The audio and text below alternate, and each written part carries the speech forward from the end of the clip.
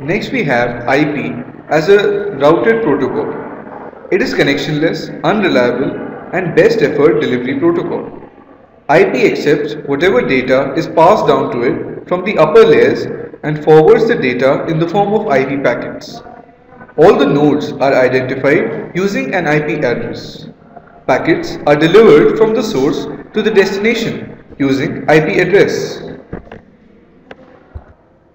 Next we have packet forwarding. Forwarding is the relaying of packets from one network segment to another by nodes in a computer network. First of these is unicasting. It involves a packet being relayed from link to link along a chain leading from the packet source to its destination. However, other forwarding strategies are commonly used. Second, we have broadcasting, which requires a packet to be duplicated and copies sent on multiple links with the goal of delivering a copy to every device on the network. In practice, broadcast packets are not forwarded everywhere on a network, but only to devices within a broadcast domain, making broadcast a relative term. Take a look at this diagram which explains packet propagation. IP address. IP address is for the interface of a host. Multiple interfaces mean multiple IP addresses, that is routers.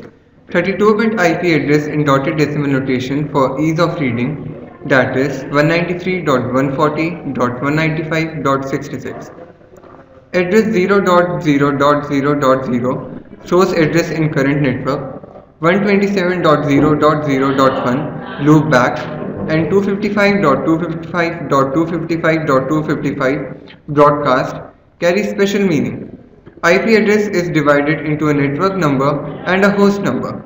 Also, bits in network or host address cannot be all 0 or 1. Now we will discuss about the transmission control protocol and user datagram protocol. Transmission control protocol is connection oriented.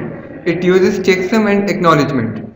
It guarantees delivery, use for web pages, database information, etc.